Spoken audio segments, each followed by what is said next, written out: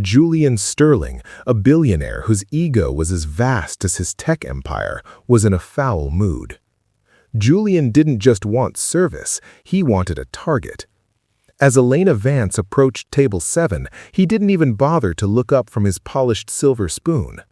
He saw only a burgundy uniform, a name tag, and a woman he deemed beneath his notice. To him, Elena was a ghost, a non-entity whose only purpose was to facilitate his comfort. He had spent his entire afternoon losing a multi-million-dollar deal, and he needed someone to bleed for it. Julian Sterling.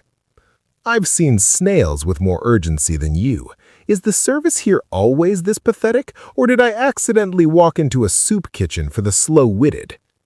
The business associates at his table erupted in shallow, sycophantic laughter. Elena stood perfectly still, her spine straight and her face a mask of professional calm. The weight of the 3 plates on her arm felt like lead, but she didn't let them tremble. She looked at Julian, at his $5,000 suit, and his gray eyes flickering with bored cruelty. He saw a waitress whose highest ambition was a 10% tip. He had no idea he was looking at a woman who had mastered 3 languages before he had even made his first million. Julian Sterling. Don't just stand there staring. Fill the water, sweetheart, and try not to spill it on my suit. It costs more than your annual salary. But I suppose when you're uneducated, expensive is just a word you see in magazines, isn't it? Elena lowered her gaze, hiding the fire in her eyes. In the world of the Sterling Oak, Julian was the hunter and she was the prey. He continued to lecture his guests about the dwindling work ethic of the lower class, using Elena as his primary exhibit. Every time she refilled a glass or cleared a crumb, he had a fresh insult ready. He called her simple, uninspired, and clueless. The dinner service dragged on for 3 grueling hours. For Julian, it was a performance. For Elena, it was an endurance test. Every time she approached the table, Julian found a new way to pick at her dignity. He complained that the soup was a fraction of a degree too cold, then mocked her for not knowing the science of thermodynamics. He laughed about how people like her were the reason his automated worker bots were going to be so successful, because robots didn't need health insurance and they didn't have pointless dreams.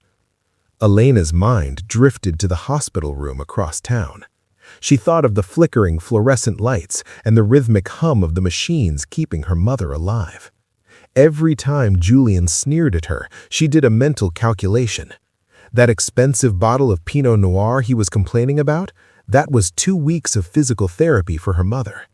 The steak he sent back because it was uninspired, that was the cost of the specialized heart medication sitting on the nightstand in room 402. She wasn't just a waitress, she was a strategist, she was a daughter, she was a scholar who had traded her books for a tray so that the person who gave her life wouldn't lose hers. Julian Sterling thought he was the most powerful person in the room because of the numbers in his bank account. He was about to learn that the woman he just insulted was the one person who could bring his entire world crashing down. As the night wore on, the restaurant began to empty, leaving only the sound of the rain and Julian's sharp, mocking laughter. He thought he had won. He thought he had successfully reminded this girl of her place in the world. But as Elena walked back into the kitchen, she felt a strange sense of clarity. The storm outside was nothing compared to the one she was about to unleash on Julian Sterling. Stop! Before we get into the heartbreaking secret Elena is hiding in part 2, I need to ask you something. Have you ever felt invisible? Have you ever had a boss or a customer look at you like you were nothing? If you've ever been underestimated, hit that like button right now to show Elena some support. Let's get this video to 10,000 likes to prove that respect matters more than money. Drop a karma in the comments if you want to see Elena's revenge. And most importantly, subscribe and hit the bell. The reveal in the next chapter is going to change everything. To Julian Sterling, Elena Vance was nothing more than a moving part in a machine designed to serve him. He saw the apron, the tray, and the polite smile, and he assumed that was all there was to see. But 3 years ago, Elena lived in a world Julian couldn't even enter. She didn't spend her nights polishing silverware or memorizing the daily specials. She spent them in the hallowed, dust-mote-filled libraries of Paris, surrounded by the greatest minds in history. Elena was a doctoral candidate at the Sorbonne, a linguistic prodigy who saw the world through the complex, beautiful structures of language and logic. She wasn't just a student, she was a scholar on the verge of greatness, weeks away from defending a dissertation that would have earned her the title of doctor. Her life in Paris was a symphony of old books, quiet cafes along the Seine, and the intoxicating thrill of discovery. She lived for the moments when she could unlock the secrets of an ancient dialect or trace the evolution of human thought through a single, forgotten word. She was respected. She was heard. When she spoke in the lecture halls of the university, people took notes. She was a woman destined for the global stage, a researcher who spoke 5 languages fluently and understood the cultural nuances that built empires. Back home in Chicago, her mother, Rose, was her anchor and her greatest inspiration. Rose had worked 2 grueling cleaning jobs for 30 years, scrubbing the floors of the very office buildings Julian Sterling now owned, just to ensure Elena had the books and the tuition she needed. Every Sunday they spoke via video call. Rose would sit in her worn floral armchair, her eyes beaming with a pride so bright it could be felt across the ocean. "Elena," Rose would say, her voice crackling with emotion, "you are the pride of this family. You are the first of us to fly this high. Don't you ever let anything, not a person, not a lack of money, not a bad day, stop you from reaching the top." But the world has a cruel way of shattering even the most brilliant dreams. The call that changed everything came on a cold, gray Tuesday in November. Elena's mother had been found unconscious on her kitchen floor by a neighbor. It was a massive stroke, followed by the discovery of advanced heart disease that had been quietly eroding her strength for years. Elena didn't hesitate for a single second. She didn't finish her chapter. She didn't wait for her meeting with her advisor. She packed her entire life into 2 battered suitcases and flew back to Chicago on the next available flight, leaving her PhD, her fellowship, and her future behind. When she arrived at the hospital, the reality of her new life hit her with the force of a physical blow. The medical bills were a rising tidal wave, threatening to drown them both before they could even catch their breath. The American healthcare system didn't care about academic fellowships or linguistic brilliance. It didn't care that Elena was one of the foremost young experts on Romance languages. It cared about insurance copays, daily room rates, and the exorbitant cost of specialized heart medication. Elena realized with a chilling clarity that her degree wouldn't pay for her mother's life-saving surgery, and her brilliance wouldn't keep the lights on in their small, cramped apartment. So, Elena did what her mother had always done. She sacrificed. She buried her books in the back of a closet. She traded her academic robes for a burgundy uniform and her fountain pen for a serving tray. She chose the Sterling Oaks specifically because the tips from Chicago's elite were high enough to keep Rose in a private rehabilitation facility rather than a state-run ward. She became a ghost in the very world her mother had scrubbed floors for. Every time Julian Sterling mocked her, Elena didn't feel the sting of his insults. Instead, she did a mental translation. When he called her slow, she saw the $300 in her pocket that would pay for Rose's physical therapy that week. When he laughed about her lack of education, she remembered the look on the pharmacist's face when she was finally able to pay for the expensive blood thinners that kept her mother's heart beating. She wasn't a waitress because she was uneducated. She was a waitress because she was a warrior. She was fighting a silent war for the person she loved most in the world. Julian Sterling thought he was superior because he had the power to order her around. He thought he was the master of the universe because he could snap his fingers and demand more wine. He had no idea he was dealing with a woman who had more intellectual power in her pinky finger than he had in his entire boardroom. He didn't realize that while he was trying to humiliate her, she was observing him, analyzing his speech patterns and finding the cracks in his armor. Elena Vance was playing a much longer, much harder game than Julian Sterling could ever comprehend. She wasn't just serving dinner, she was surviving. And she was waiting. Because a mind like hers doesn't just forget how to fight, it simply waits for the perfect moment to strike. Over the following weeks, Julian Sterling became a permanent fixture at the Sterling Oak. It was as if he had found a new hobby, not in the fine dining or the vintage wines, but in the psychological dismantling of the woman who served them. He began requesting Elena's section exclusively, a move the restaurant manager mistook for a sign of high-quality service. In reality, Julian wanted a front-row seat to his own sense of superiority. He began to treat the restaurant as his private theater, and Elena was the unwilling lead actress in a play written to humiliate her. He didn't just insult her, he studied her for weaknesses. He would wait until the restaurant was at its busiest, the air buzzing with the frantic energy of a Friday night rush, to demand her undivided attention for trivial complaints. He would point out a microscopic water spot on a glass with the intensity of a diamond appraiser, using it as a springboard to lecture her on attention to detail, a trait he claimed she naturally lacked because of her social standing. You see, gentlemen, this is the fundamental problem with the modern workforce. There was a lack of excellence in the mundane. If you can't master a wine glass, how could you ever master a life? But I suppose we shouldn't expect much from someone who measures their worth in hourly wages. The associates he brought with him were often younger men, eager to impress the titan of industry. They took his lead, their laughter becoming a secondary soundtrack to Elena's shifts. They saw her as a prop, a service entry point, rather than a human being with a story. Elena remained a statue of professionalism. Her back was straight, her voice was a level monotone of "yes, sir," and "I apologize, sir." But inside, the pressure was mounting. Each insult was a brick being added to a wall that was eventually going to fall. The cruelty reached a new peak on a Thursday evening. Julian arrived with a group of investors from Frankfurt. He was in the middle of a high-stakes negotiation for a software acquisition, and he wanted to prove he was the most sophisticated man at the table. To do this, he pivoted to speaking almost entirely in German.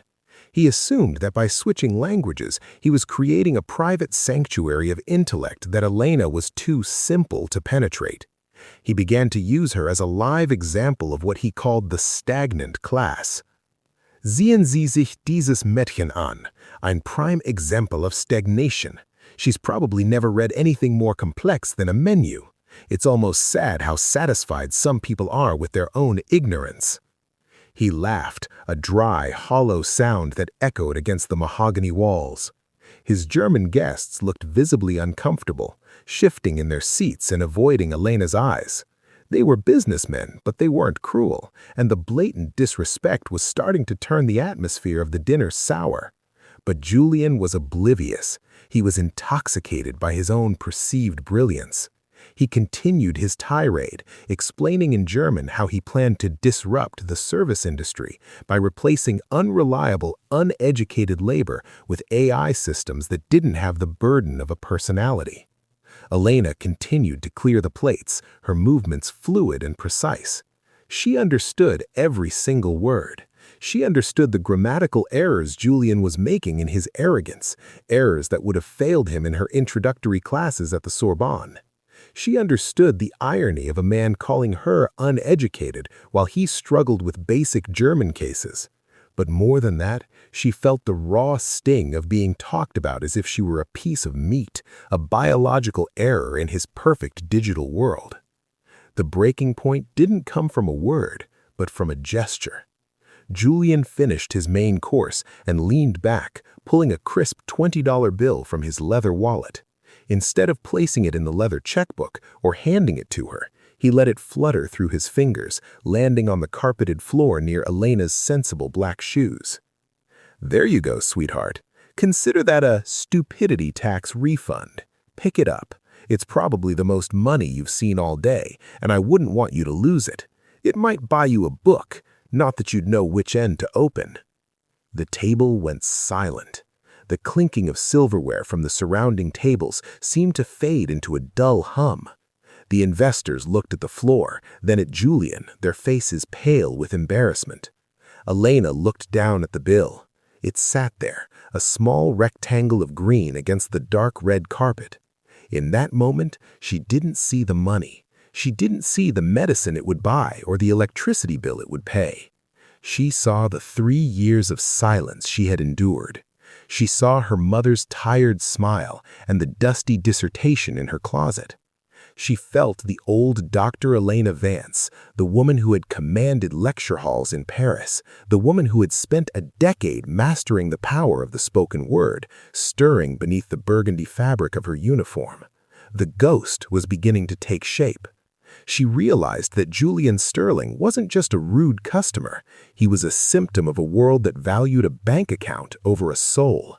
And she realized that the only way to silence a man who thought he knew everything was to show him exactly how little he actually understood. Elena didn't pick up the bill. She didn't say a word. She simply looked Julian Sterling directly in the eyes, not with anger, but with a cold, terrifyingly sharp intelligence that made him momentarily freeze.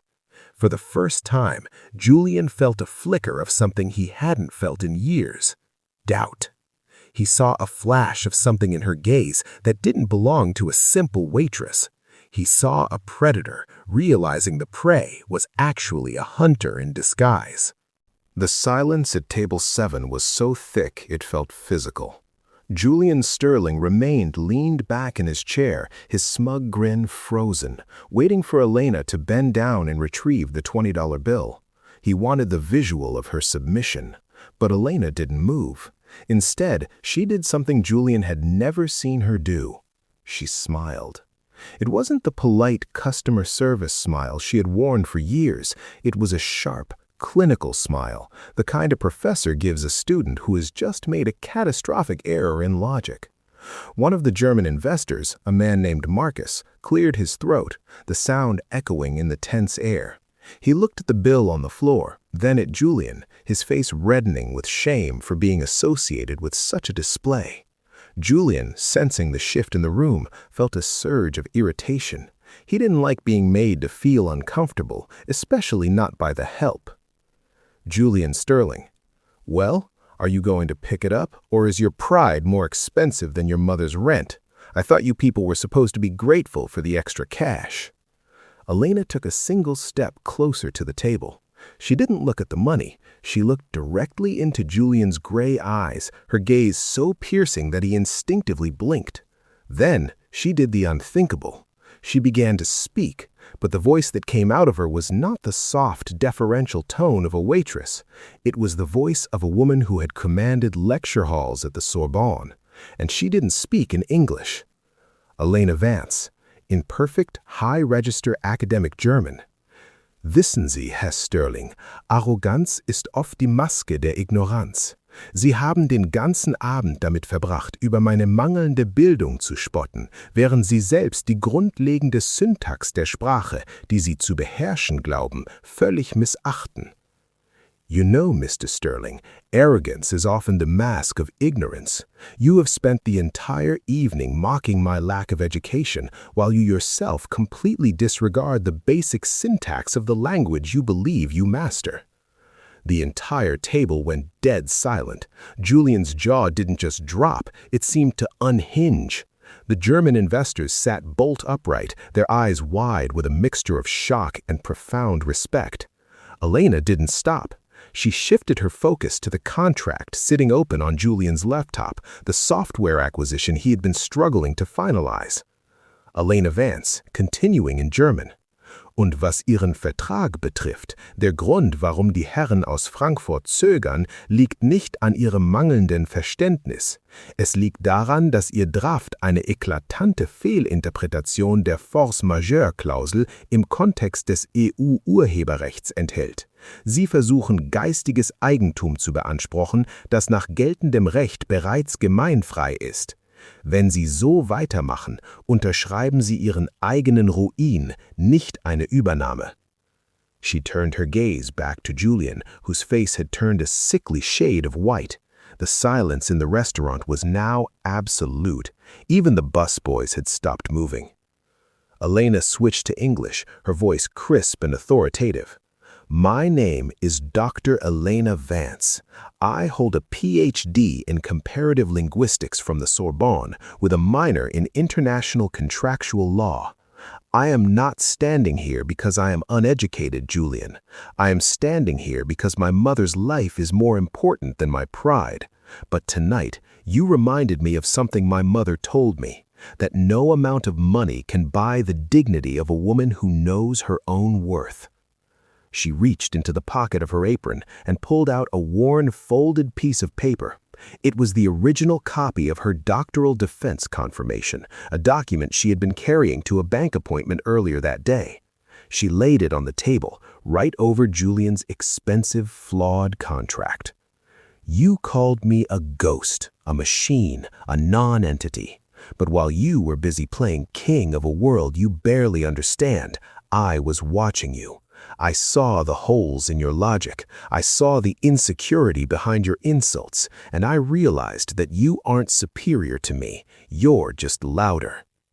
Marcus, the lead investor, stood up slowly. He looked at the document on the table, then at Elena, and finally at Julian. The look of disgust on his face was final. "Mr. Sterling, it seems we have been listening to the wrong person all evening. Dr. Vance has managed to identify in 30 seconds the legal flaw our entire team has been debating for 3 days.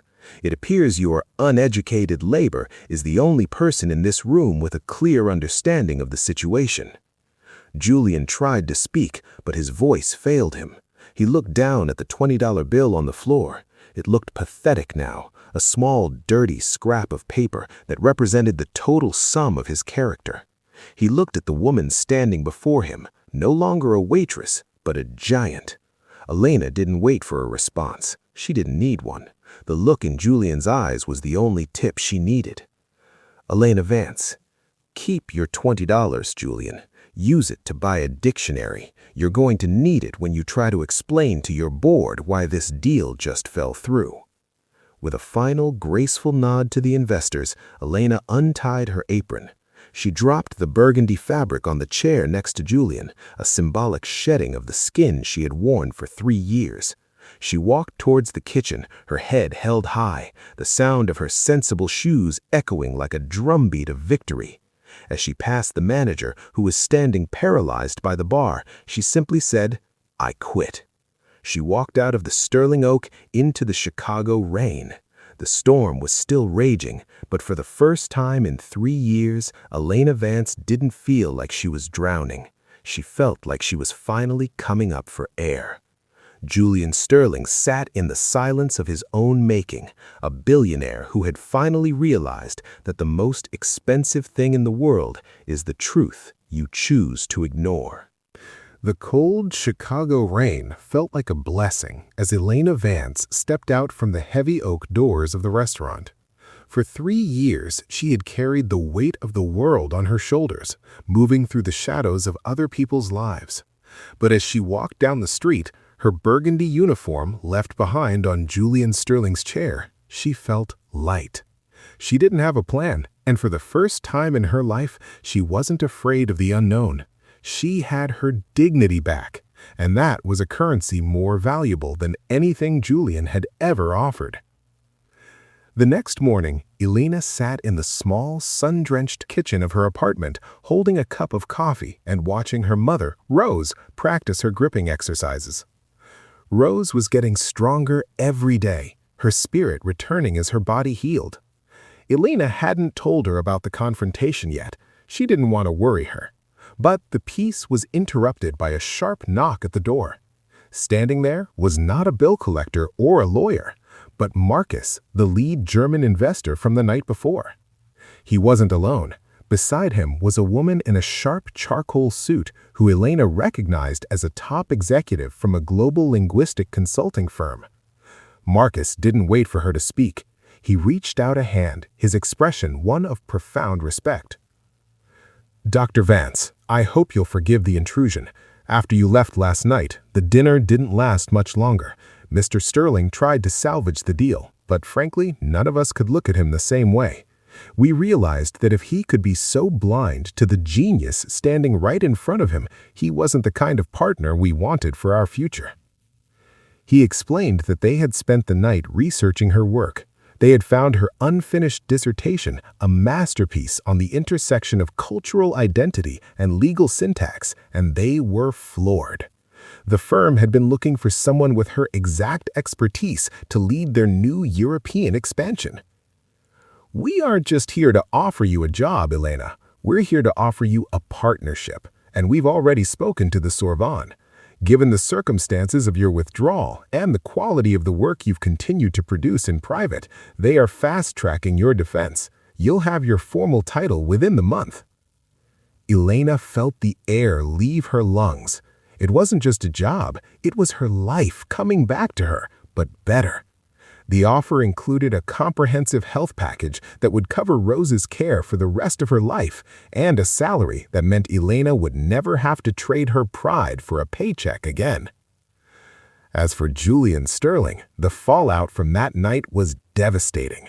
The story of the waitress with a PhD who dismantled a billionaire's ego leaked to the press almost immediately. It became a viral sensation, a rallying cry for service workers everywhere. Julian's board of directors, already weary of his public image and his mounting legal errors, used the failed merger as the final straw. Within weeks, Julian was forced to step down as CEO. The man who thought he was a king found himself in a kingdom of one, his reputation tarnished by the very arrogance he had used as a weapon. A year later, the Sterling Oak was under new management, but the legend of that night remained.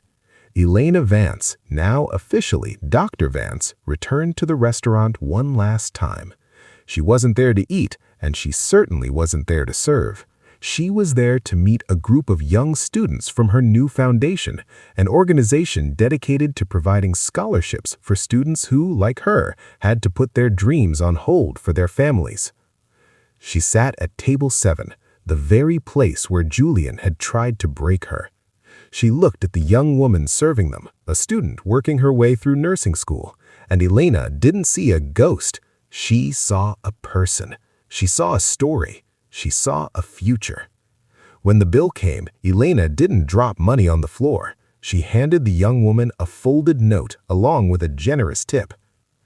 Inside the note were 5 words that changed the young woman's life. Never let them see a ghost. Elena walked out into the Chicago afternoon, the sun reflecting off the glass towers of the city. She thought of Julian, she thought of Paris, and she thought of the long shifts in the burgundy uniform. She realized that the struggle hadn't been a detour, it had been the forge. It had made her stronger, sharper, and more compassionate. She was no longer just a scholar of languages, she was a master of her own destiny. As she boarded the train to go home to her mother, Elena looked at her reflection in the window. She didn't see a waitress, and she didn't just see a doctor. She saw a woman who knew that true power doesn't come from what you own, but from who you are when everything else is stripped away. The silence was over, and the world was finally listening. And that, everyone, is the incredible conclusion to the story of Dr. Elena Vance. It's a powerful reminder that your current situation is not your final destination, and that no one, no matter how much money they have, has the right to define your worth. If you loved this ending as much as we did, give us one final like to celebrate Elena's victory. We want to know your thoughts on the whole journey. Drop a victory in the comments if you're glad Julian got what he deserved. And if you haven't already, hit that subscribe button and join our family. We have so many more stories of justice, heart, and inspiration coming your way. Thank you for being part of this journey with us.